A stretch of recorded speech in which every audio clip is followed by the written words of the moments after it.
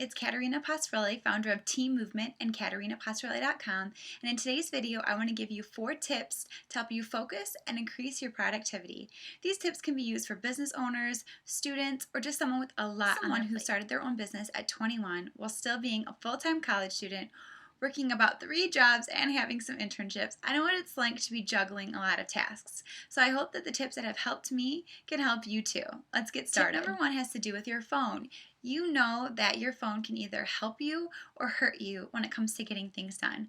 So I say turn off all notifications. The only time my phone will make a noise is when someone calls me or texts me. Other than that, I get no notifications from Facebook, Instagram, Twitter, YouTube, anything like that, because it'll be extremely distracting.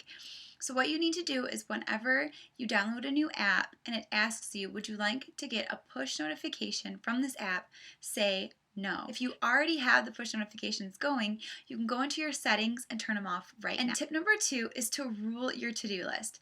Not only do you need to make a to-do list every day, but you actually need to take action and mark off a lot of the things that you're doing. I know what it's like to make a to-do list and then leave the tasks sitting there because you feel so busy, but you're not really productive. There's a difference between busy people and productive people. Busy people are running around like a chicken with their head cut off. They're doing what they think is a lot of stuff, but it's really just work that, is procrastinating their bigger tasks.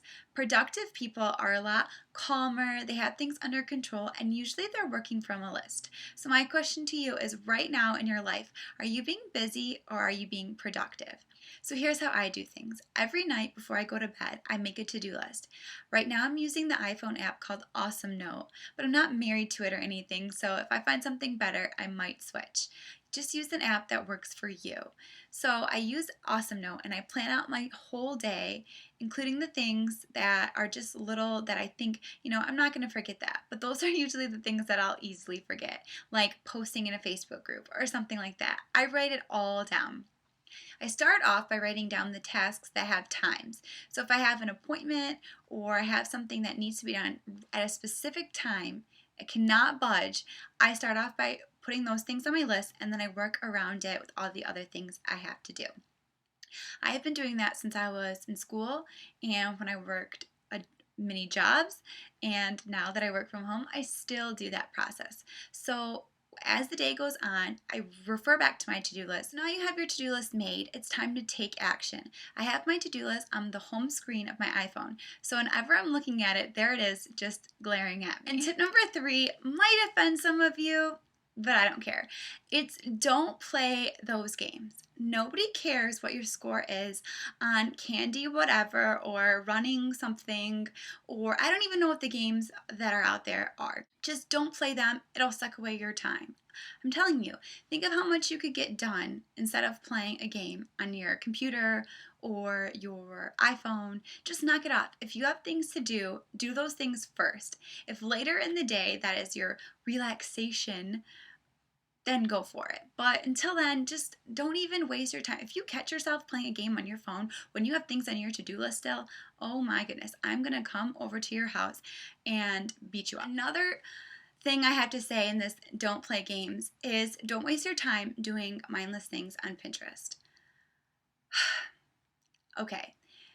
I can see tons of recipes that you're never going to make, crafts that you're not going to build, and you have these folders full of inspiration like workout tips or books I should be reading. And my last tip has to do with Facebook and email, because messages can really hurt you in productivity if you spend time rereading them over. So picture this. Has this ever been you? Because I know that it's been me. You sit down to answer messages and maybe you only have just like a few seconds, but it's that red number is just glaring at you and you want to clear some up. So you click a message and you don't realize that it's really long and you don't have time to reply back to it. So what do? You probably read the whole message and then shut your phone and go about your day. And then later you sit down at your computer to work and you realize you have to reread the entire Facebook message or email again. My rule is I do not click on those messages until I am ready to give the person a long, honest, thought-worthy response back. So I say when I touch the Facebook message, that is when I'm going to reply to it. And I've had to really practice self-control because throughout the day, if I have a quick minute, I really want to check in on those messages, but I can't because I know I'm not ready to give that person my attention in a message or an email and reply back to them. You can save yourself a lot of time by not having to reread the same messages over and over again. I hope that these tips have served you in some way. If you have any questions or comments, please leave them below. And I'd love it if you take a second to head over to my Facebook page and add me as a friend. I look forward to talking to you guys in the next video. Have a great day.